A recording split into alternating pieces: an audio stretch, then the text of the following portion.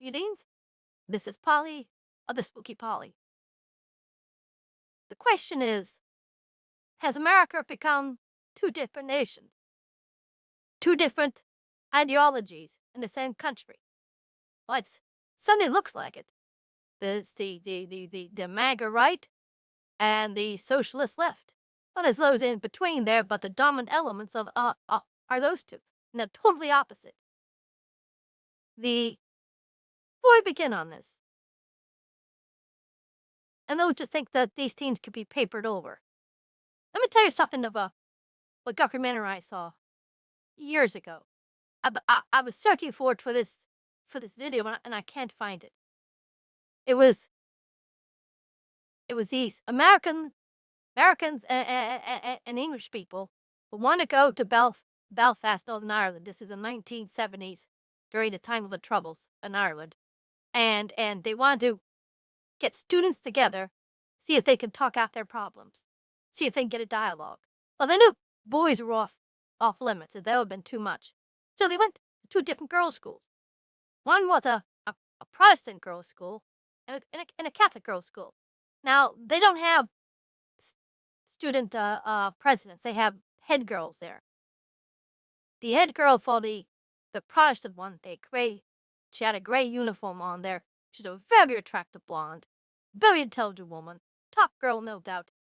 But boy, she said some of the weirdest stuff on Catholics. Why do they do this? Why that rosary? Why the Pope? Why do they believe these strange things there? And she said it with contempt. Well, I wasn't very promising. And on the head girl of the Catholic school, she was rather very polite. She was very attractive, dark-haired, did that blue uniform on. And she was saying, some of these girls here have brothers in the resistance, armed resistance. One of these girls here have her brothers in prison. I mean, this is not going to be easy. Well, okay.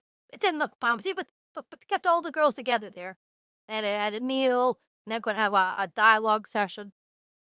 And the people that did it said, they admitted it is a total failure. Hostility was in the room. We didn't see the others point to it. To the Catholics, these were British invaders, and to the British, they were, I don't know, something less than him, to be honest. And it just didn't work. Sometimes, and I think the people that want to do this had good intentions. It just didn't work. The divisions were too deep. And that's what I'm afraid of in America right now. The divisions may just be too deep. The death of Charlie Kirk is a good example. I think the left is utterly shocked that this man resonates with so many people and across the world too. How could this be? Well, because they only see things through their own prison. Well, most people guilty of that. No, you just can't blame them. For years, the left has had its sway. It occupied the schools. It has the media, mainstream media. But times have changed. An alternative media is there now. You go on there and on the major networks to say one thing, but if it's not true or it's so obviously false or idiotic, the other media will call you on immediately. I was thinking, when did this start? I mean, when did we have this? There's a sharp divide in this country. It all starts with the Vietnam War. Johnson made his war easier by splitting America in half. One half would get the college deferments, was exempted from the draft. The other half who didn't get college deferments would be subject to the draft. And that's who fought the war. And this is the problem here. That's one problem. But the side that went to college there were the people who had influence.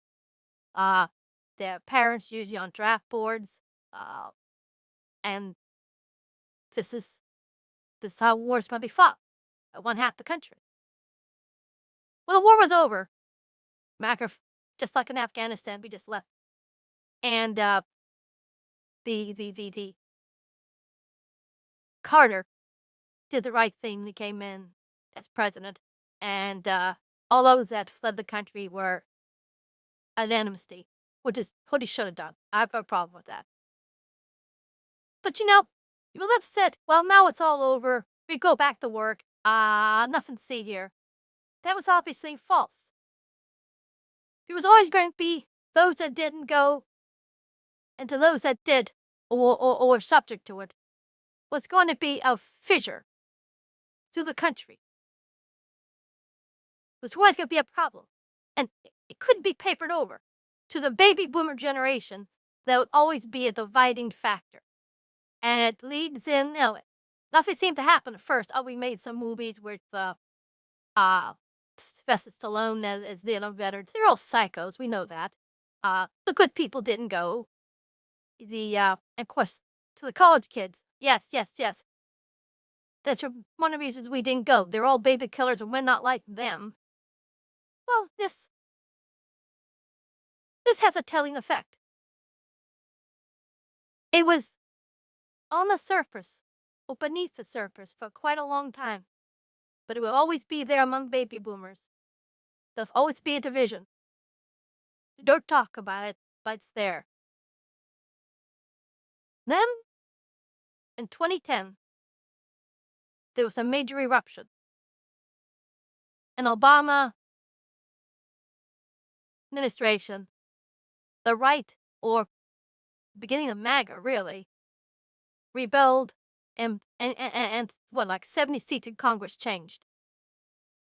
That was a major shakeup. However, the traditional Republican establishment, which had all the positions of power inside the Republican Party, didn't know what to do with it, and they squandered it. The outbreak of that was, okay, this didn't work. The establishment didn't work for Republicans. Then when Trump came in there, they found their champion. Yes, I admit, I had my doubts of Donald Trump. He'd been, well, a Bill Clinton type figure, to be honest. He may be very competent, but I didn't quite like him or trust him as a character.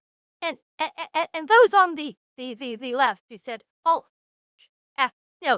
Trump isn't our type of people. Look how rude and crude he is. But look at Bill Clinton. You supported him and he was a rapist. So Trump gets in there, and America says, red state America says, okay, now we got our man in there. But traditional Republicans and the whole Democratic establishment and the international establishment came against Trump, tried to impeach him twice on bogus charges. On the Russian thing was an obvious lie. And they hounded Trump, and I think they rigged the 2020 election. It seemed to have been the end of it. Biden would come in there and reestablish the leftist order. And it's not really the traditional liberal order. It had turned hard left, progressive. I'll call it progressive. The progressive order in America. Large immigrations, huge budget to cause inflation and increases our debt. The immigration would mainly hurt red state America and inner cities, as these immigrants would take their jobs, and those that didn't have jobs would probably resort to crime. Well, Trump came back. And even though you tried to arrest him, took 2 assassination attempts at him, he got in there. And the left is screaming, oh, horrors. Why are the MAGA so aggressive? There's a reason why we're aggressive. Because you were. We understand now this is our time. If we don't do it now, it won't get done. Donald Trump was one guy I know who could stand up to everyone and say, the hell with you. But it does create 2 things. One is indeed since it isn't just the liberal elite that basically sets the course for America, it's now another one that's just opposite, really, that also has major influence and is now in control. So it does create the second problem. to Americans. The death of Charlie Kirk is an example of that. The left doesn't understand why. Who's Charlie Kirk? Why all this fuss? We have our martyr, Charlie Kirk, and that just come off the death of that poor Ukrainian woman, that 23-year-old brutally murdered in a train in Charlotte. We saw what the killing was. We saw the poor face of the girl looking for help, and none were there. Well, now there's help. I live in New York City, and I got this Mondani coming in there. Is why I'm a communist, and it isn't gonna be fun. But I like this. Look, I started this with the Catholic Protestant girls in Northern Ireland. There may not be a simple solution to this. Getting together and talking, there may not be of any help. The Democrats, one thing, gotta get the snot out of their nose. They talk about, the right-wing violence. Oh, it's your left-wing violence that's causing this. Who took a shot at these people? They have to admit. Tell you what, control your own violence, then we'll control ours. But I haven't seen that happen in the left. Too many times, the left, let's face it, Antifa and these thugs are like their brown shirts. Oh, yes, we're not like them. However, they do good work. But you gotta stop that. You gotta come after these people. Jimmy Kimmel was thrown off the air last night. Good, that's a start. Get idiots like him will mouth off like that and get him out. And I'll say one thing about the death of Charlie Kirk. There's only one good thing come out of this, and that is the blowback we're getting for the first time on the left. People are being fired. I've never seen that before. The left is scared. There's consequences to this, and I'm glad. That's the good thing. Charlie Kirk's death, of course. Charlie himself is going to be awful tough to replace. But he will be replaced. If not by the one man, then by the many. What do I think is going to happen? More conflict. The left is leaderless. Utterly leaderless. Mondani wouldn't be in New York if it wasn't that way. I expect a lot more division, a lot more fights. If we take Northern Ireland as an example, that lasted a long, long, long time. And even though it's been quiet, it's just a paper covering. That's all that is. Well, in America, we can chug on with a paper covering, but this is going to be a long, hard fight. I got news for you, lefties.